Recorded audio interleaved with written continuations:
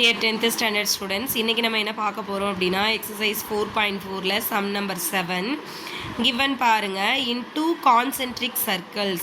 Concentric circleனா என்ன அர்த்தம்? ரெண்டு சர்க்கிள் இருக்கும், அதோட சென்டர் பாயிண்ட் வந்து சேமா இருக்கும். அதுதான் concentric circle. காமன் சென்டர் பாயிண்ட்டை வச்சுட்டு நீங்க வரையக்கூடிய வெவ்வேறு ரேடியஸோட வரையக்கூடிய சர்க்கிளுக்கு பேர் தான் வந்து கான்சென்ட்ரிக் சர்க்கிள்ஸ்.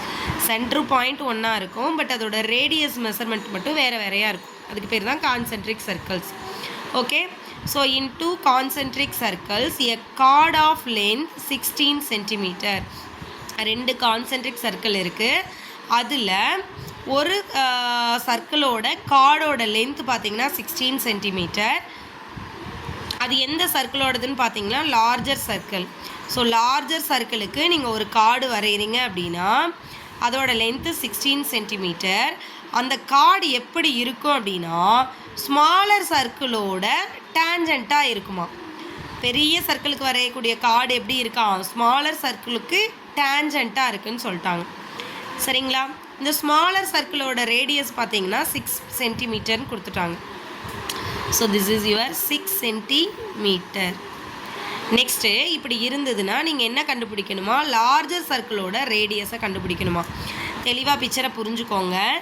ரெண்டு சர்க்கிள் இருக்குது, ரெண்டு சர்க்கிளுக்கும் காமன் சென்டர் பாயிண்ட்.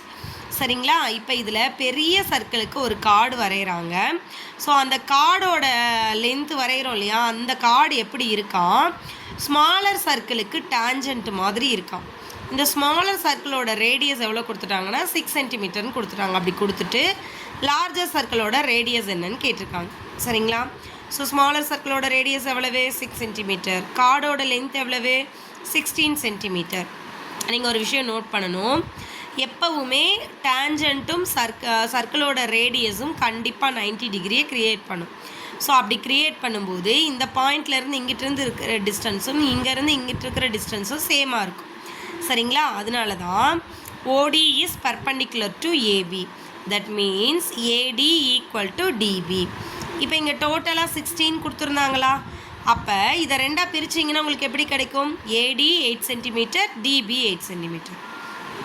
ஓகே, இப்போது இதை பாருங்கள், உங்களுக்கு ஒரு ரைட் ஆங்கிள் ட்ரையாங்கிள் க்ரியேட் ஆகுதா. இங்கேயே ரைட் ஆங்கிள் க்ரியேட் ஆகுது 90, அதாவது ரேடியஸும் டேஞ்சண்ட்டும் ஆல்வேஸ் மேக்ஸ் 90 டிகிரி, அதனால ரைட் ஆங்கிள் க்ரியேட் ஆகுது. சரிங்களா, ஸோ அப்போ இங்கே 90 டிகிரி க்ரியேட் ஆச்சு அப்படின்னா இது ஹைப்போட்டெனஸா. ஸோ பித்தகரஸ் தியரம் யூஸ் பண்ணலாமா. So OB square is equal to OD square plus DB square. So OB square is equal to OD square எவ்வளவு 6 சென்டிமீட்டரா. ஸோ 6 ஸ்கொயர் ப்ளஸ் DB எவ்வளவு 8ஆ, ஏன்னா இந்த 16ல் பாதி தானே 8. So 8 square. ஸோ 6 ஸ்கொயர் எவ்வளவு 36, 8 ஸ்கொயர் எவ்வளவு 64, ரெண்டையும் ஆட் பண்ணிங்கன்னா 100ஆ. ஸோ ஓபியோட ஸ்கொயர் எவ்வளவு 100. இதிலேருந்து உங்களுக்கு என்ன வேணும், OB வேணுமா.